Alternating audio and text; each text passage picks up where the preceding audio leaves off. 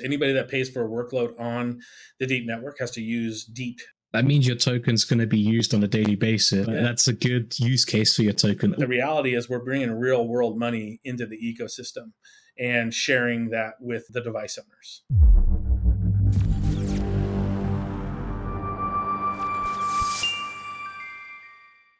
What's up, gamers? Welcome back to another video. This one's an interview with ForgedInCrypto, the person behind the GG Collective, NerdNode, and today's focus, the DeEEP Network. How are you doing today, Forge? Nice to finally talk to you face to face. Yeah, man, I'm good. It's good to see you too and chat.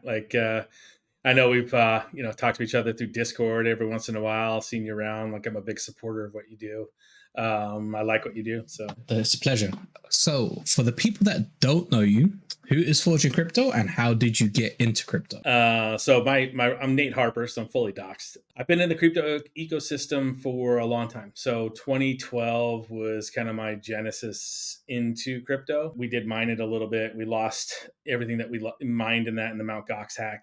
I ended up basically taking over my own management of my 401k and stuff like that. And in that same time frame, learning more about like money and what that is, and led me to Bitcoin again to really kind of see what that meant. And I just love the ability for people to own their own assets and, the freedom that it gives you.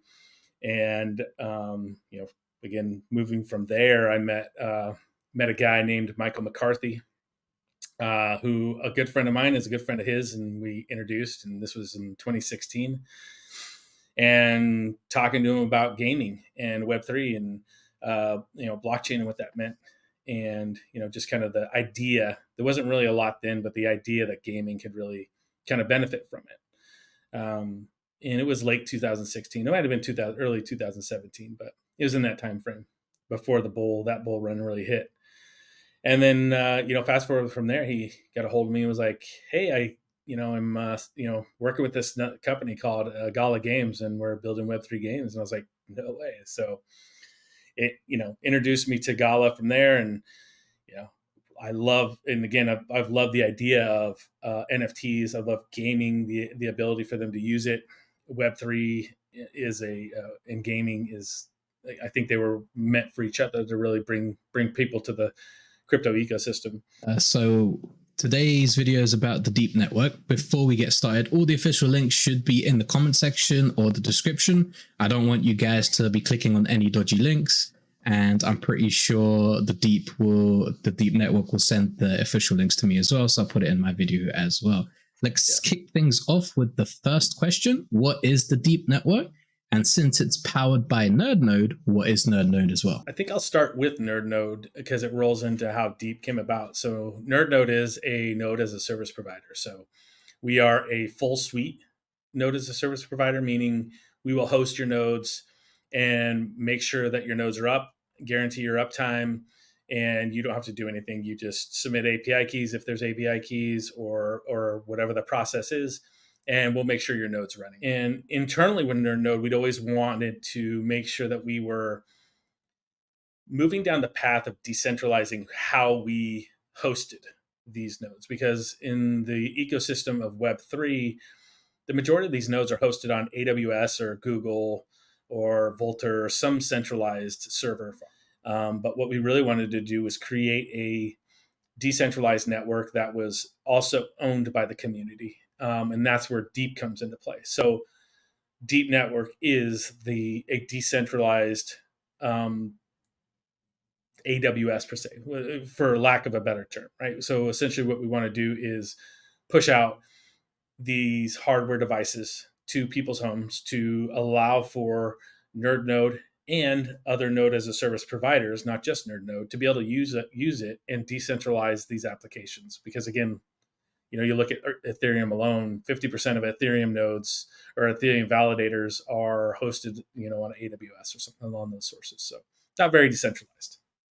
So that's kind of the high level overview of what NerdNode is and what the DeEEP Network is and what we're trying to do. I've always had the question of most projects in crypto have a node service, but most of them just give you a software or license to have access to a program, and then you run that program and then you get tokens. What made you guys go with a physical device rather than the normal, just like a license? Yeah, really, it comes down to security. In the terms of, if we just go with the software in the beginning of it, it doesn't allow for us to really control what people are doing on the network itself. And not that we won't do that down the road, we just haven't developed the secure aspect for it. And so by shipping devices first, it allows us to control that environment. Yeah, I did see also a thread on X about why it was a physical device, but I thought I'd get it from you so everybody else could understand as well. Yeah, I yeah, did for read sure. the thread, but I couldn't understand like some of the things. So I was like, let me just touch up on that here.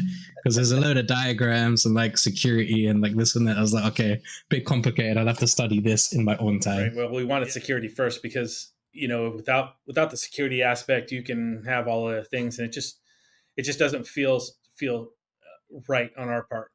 So the security aspect, and again, it's kind of why we're growing the way we're growing too. We don't want to put out 50,000 devices tomorrow.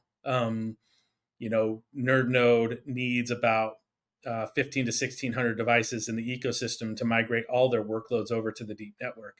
So how does it work in layman's terms if like nobody's that deep into crypto and they don't know a lot about nodes and softwares and all of that? How would you explain it? How does it all start? Most of these protocols, like you said, they run something, whether it's a validator, it's a node, it's a proof of stake. They need some sort of protocol that they're going to run, and people want to run these because they will earn tokens or they will earn interest on their tokens that are staked against it. And so that's what NerdNode helps do, is helps run those protocols. And so with DeEEP, as we are starting out, what we're going to do is push out 1,776 devices. These are plug and play. So if you buy a device, you get it, you plug it into your power, you plug it into your Ethernet, and that's it. And we do the rest. So the DeEEP network is going to be able to host those nodes. And if your power goes out in your home, those nodes that were on your device will automatically get migrated over to a different device in the DeEEP ecosystem. And also those protocols, right? So those protocols that are being ran on the DeEEP network, they're happy about it too, because one, we're decentralizing it throughout the ecosystem with people in terms of the hardware. And with the redundancy, they know they can rely on their device to be up, or their protocol to be up consistently. That's a really good feature that you did mention. Like if your power does go out, it migrates to another node and it still has the uptime needed to keep running. How much power and internet would you need to have a device running at all times? Yeah, so the base internet we're looking for people to have is 20 up, 100 down. And with that, the bandwidth itself, we have it internally set at 50%. So it's not going to go over that unless you change that. Most people in their home aren't going to use more than that at one time, unless they're doing a really big download and gaming and a whole bunch of stuff at the same time. But you have control of that. You can change whether you want it to be 100% or 10%, right? But minimum, we set it at 50. And so all workloads that go throughout the ecosystem are going to know that there's going to be a balance of what that internet looks like. And in terms of power, it's about the same as one incandescent light bulb. So very, very low power output. So it's very efficient. That surprised me. Like just the same as a light bulb, you can run your own server at home. Because I remember asking Manny, he's like, what's the power cost of this device? Because I don't want like another PC running on the side. That's going to be expensive for me over here in the UK. But he said, it was just the cost of like a normal light bulb. I was like, I have like 4 lights running at one time. I might as well power up one of these devices. Yeah, I told a couple of friends of mine, they're like, yeah, he's like, it's like one light bulb. And they're like, oh, I'll just take a light bulb out of my bathroom. Yeah, see, there you go. You got like 5 of them in your bathroom. Take one out. I did the same. I've got Indian parents. They're like, you don't need 4 lights. You only sit in the front 2. Take out the back 2. I was like, but I need everything. He was like, no, just take them out. I was like, fine. I, was like, I don't want to argue. But yeah. Moving on to the part that everybody's excited for. How do you earn with these devices? Yeah, so there's two earning potentials. And the first one is the minting, right? So every box comes with a minting reward, and there's two types of it. There's a plug-in reward, meaning you plug it in to the internet and the power, and you're going to get rewarded. And each box in we'll probably throw a graphic up here that'll show each box and what they come with in terms of the plug-in rewards on a monthly basis, what that looks like. And then there is the utilization reward. So essentially, that's doing is incentivizing people to make sure that they are plugged in to consistent power and they have decent internet. So then the network can utilize your device. And so depending on the amount of workloads you have on there, each device comes with a base amount of utilization rewards, and that's tied to that device. Every device has that. And so those utilization rewards, once it gets used, will get rewarded to you on the utilization side. So that's just the token minting, right? The other is hosting rewards. So NerdNode, which in the crypto ecosystem, it's kind of a rarity. We have actual real world income for people pay us to host their nodes. And we are sharing in that hosting, in 50-50 hosting revenue through the DeEEP network. So as we get paid, the network gets paid. And so NerdNode itself, we take the dollars in and then we buy DeEEP, which goes to those node owners for hosting. And so it's a shared hosting reward. And that's the big one. A lot of people don't look at that as like, it's a big deal. It's hard for me to explain, but in the crypto universe, everybody just wants the token. What's my token? What's the token price going to be? Which is great. You can go speculate on a token and do your thing.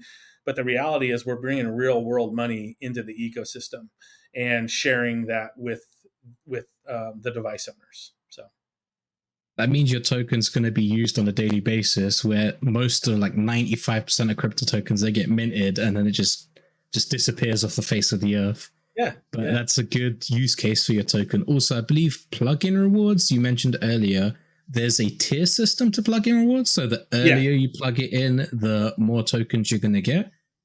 And it's a per device. So that when you see the tiered wise, it shows the first 10,000 devices are going to get that amount, and then it slowly dissipates down. The utilization rewards are going to be the same throughout. So those will always stay the same per device. But the plugin rewards, you're correct. There's a tiered system there, so they do decrease over time, or over the amount of devices in the ecosystem, I should say. So if you have more than one node, do you need the requirements doubled? For example, the bandwidth you said was 20. Do you need 40 if you have two nodes running? It would be recommended. The bandwidth and internet is an interesting one, because in reality, not a ton of these protocols use a lot unless you're looking at something like Gala Music. They or Gala Film. Recently we saw that really kick up. A lot of these other ones don't use a ton at one time, but we need to have enough threshold to where we can use it. So yeah, we would say if you want to have two on the same internet, you should have double that, just to make sure that you're in the safe zone. If he has a founders node and a music node, will NerdNode want me to pay for both? So NerdNode charges for both. So they have two different workloads, even though you may be able to run them on the same VM workloads and whatnot. They're completely different. So we do charge separate for each one. But you guys guarantee that the workload is running all the time. Whereas if you put a founders node and, as you said, a music node on the same workload, you're going to run out of space during the end of the month, which has happened to me before. I've been 3 days where it's storage full, you have to upgrade. So I didn't get most of my music. I had to cut off the music workload and then keep it on the founders workload to make sure I got the Gala. So there's pros and cons to both sides. For sure. And as it progresses down the road and the DeEEP network matures, you're going to see different people that are going to, act as their own nerd node, right? They're going to be a node as a service provider, and maybe that's how they want to operate, and people might like that, and they could choose that, and that's totally fine. That's what we want. We want this to be a freedom of choice and give the opportunity for other people to be able to, utilize this network. And speaking of utilizing the network, what partners and node projects are already on DeEEP, or are you in talks with, if you can talk about? I'm talking with a lot of people. Let's put it that way. I mean, currently right now, NerdNode itself, there's 7 protocols that we run with NerdNode. Storage Chain was one of the most recent ones we added on there. Currently, we're working with a company that's helping us add in 40 more workloads to the ecosystem. And we should start seeing those being added on here in the next couple of weeks. You'll see announcements like Aether is like one of the first ones that'll be added on there, and High Chain and those. So we have a whole bunch more that are getting added on, and those are the node ecosystems that we will run. In terms of partnerships, we just announced a partnership with Metaflora. You should see there'll be a podcast out with Greg here soon too. We chatted, and they got some cool stuff going on over there. And so the partnership itself is what we really want to see with these companies is twofold. One is we want to see them have the same type of motivation to be decentralized and actually provide workloads for these node ecosystems. So a lot of times we see nodes just don't do anything. They just ping the other side and say, yes, I'm up, and here's an actual, here's your reward. Where in reality, we have the ability to put a lot of different workloads onto these node ecosystems. NFTD is another one that we are going to have a partnership with, and putting their game on there. Jason Hughes and Mooncast. We've talked with him. He's been on the podcast with Ben. If you guys want to get technical, go listen to that one. Good God, they nerd out. But we see a huge potential with what we can do with an actual node and workloads. And what that does is it helps, one, spread across these workloads across the entire ecosystem, which gives you the redundancy and the security. It makes it cheaper and more cost effective for these actual developers that are putting it out there.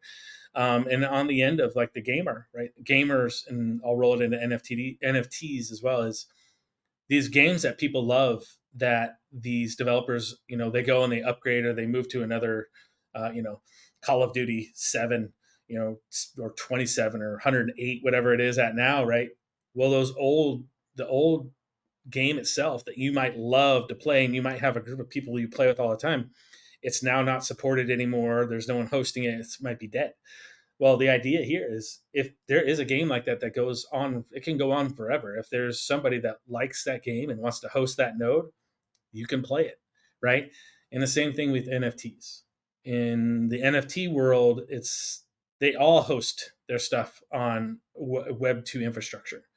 And if they don't pay their bill, or they decide that they're done, right, they walk away from it, but you still love that PFP, you still love what they're doing there. Sorry, all you have is the contract now, which is great. But where's your pretty little picture?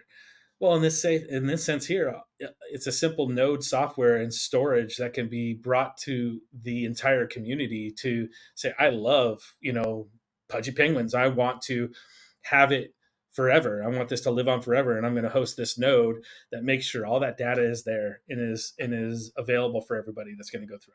So that's kind of the pathway there. That's a big thing for Web3 gaming you just mentioned right there. Like most of the old Call of Duty servers, they get shut down. All the money, time, effort you've put into that just instantly disappears. Yep. So with the DeEEP Network and NerdNode, you can, as you said, get a server, transfer your data, or since it will be in Web3, you have your data on there already. And that, as long as you're maintaining the device, you'll be able to keep your memories essentially on the device, which is amazing. You said expanding the network. Can you buy the device from anywhere in the world, or is it region locked? So there's shipping restrictions now because it has a radio device in terms of Wi-Fi on there. And so we're working, literally Chris today, he had 4 calls with different shipping certification. We want it to be across the world, right? Everybody that wants to be a part of this, we want them to have the ability to do that. So I know we have another country or 2 that we're announcing this week that are going to be available. So every day we're pushing it out. Part of it is we didn't take in any funding. We're self-funded in the sense that we didn't want to take VC money because we didn't want to have that obligation of here's your token that you can dump on the community, for one. 2, we really see the value in partnerships. So if we get enough people in a certain region, it makes it easier for us to say, yeah, okay, we can front that cost, because these first initial devices, we have them priced incredibly low considering what they are. Yeah, well, the pricing is stellar because I believe you said it's only for the hardware cost. Like you haven't put any additional charges on that. No, there's a little bit. There's a little wiggle room of a couple $100 at the end of the day that comes into play off of each device, which isn't a whole lot. But still, fairly good for what you're getting, especially as you've been talking in the podcast and explaining. What do you think the next 5 years looks for DeEEP? Ideal scenario, I would see, run into mainnet launch, and we have multiple partnership announcements, including large Web3 games and some big NFT companies that want to be a part of the network. And we expand out our node network in the first year to 50 to 100,000 nodes. And in the 5-year time frame, I'd love to see it be closer to 1 million nodes throughout in every region possible, and not just be in Web3. So Web3 is kind of the wedge that we're pushing ourselves into right now because it's needed, but there's 100 times the amount of applications in the Web2 industry that can utilize DeEEP in the DeEEP network. And we have 100%, the idea and a whiteboards full of possibilities that we want to expand into once we get the Web3 ecosystem rolling. So, yeah, once it's battle tested and it's working, you can expand and say, like, we have this thing running. It works. Would you like to decentralize your Web2 company or project to make sure the data is secure, basically? Like there's no one failsafe or one point where if it goes down, like you said, it's over. Yeah. I mean, the security, the redundancy, the cost effectiveness that we can offer, it's all very attractive to the Web2 space. So how do you get the rewards? The rewards that get allocated to you will go directly to your wallet that you link to that device. And then you can do with it what you want. Utilize it to purchase new workloads, send it to a liquidity pool. Once we get some exchange listings, send it to an exchange. That's our hope is just to give you that is yours to do with what you want, not us to control it and do what we want. On that note, the DeEEP network, the DeEEP token, is used for governance, right? Do you have that set up like the GG Collective, or are you still working on that? It will look different than the GG Collective in terms there's a lot of technical stuff that we want to have part of the governance that goes along with it. And it's going to be, I think, a much more involved process. So yes, the DeEEP token will also be used for governance as well as the utility token of the ecosystem. So, but that's not set up yet. That'll be, hopefully something we get set up during the test net, or at least start to. We want to have certain kind of rewards or what do they call it? Basically getting the community to help develop stuff for the DeEEP network and give them rewards for doing that, which ultimately will come down to a vote basis too. If people develop maybe its own wallet for the DeEEP network and the community develops that, and then it can be voted on what that reward should be, which would come out of the community fund. It's nice to see you focusing on the community. Like most people use the community instead of involving the community and getting them together, which I do like about the GG Collective and NFTD, which recently, I don't know if it's gone through, but you guys were one of the first to buy the Titan ship, right? One of the Titan ships, the P1. So we have a contract with the Titan ship. Essentially, we've put a down payment on it so we can run it to the collective.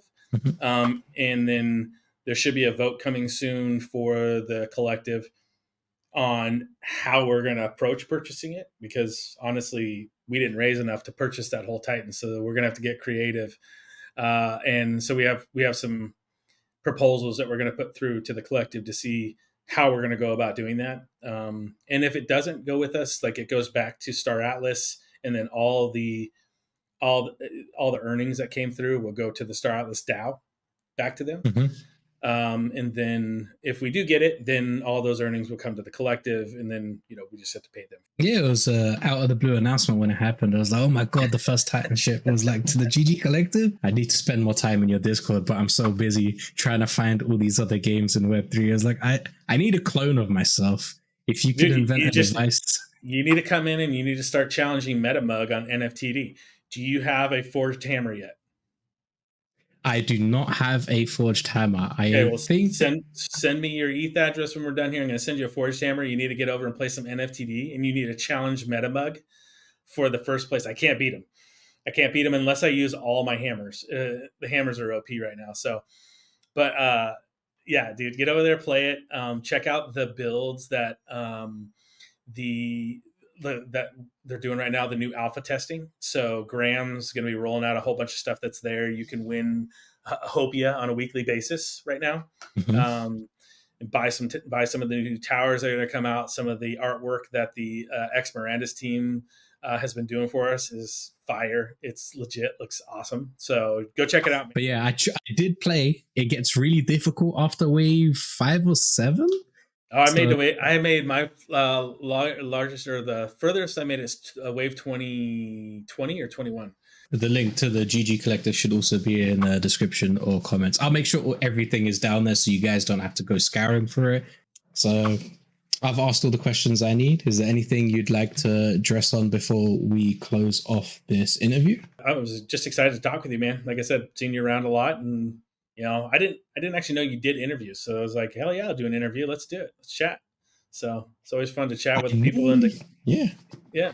It's good to chat with people in the community. So hope to see you around more in the discords that I'm prevalent with. So we're going to wrap it up there. Make sure to check out Forged in Crypto and the GG Collective, NerdNode, and the DeEEP Network. All of the links will be in the description. As always, guys, thank you for watching, and I'll catch you next time. Peace. Thanks, everybody.